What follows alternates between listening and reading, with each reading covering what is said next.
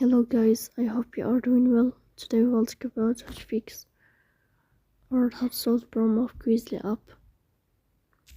We go to settings as you see and we click.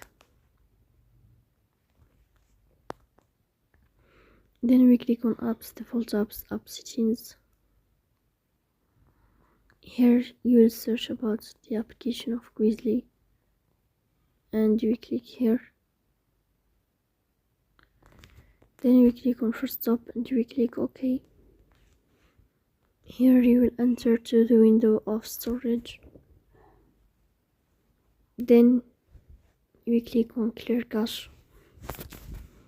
Here you will turn on your airplane mode and you will turn off your airplane mode again to fix that problem.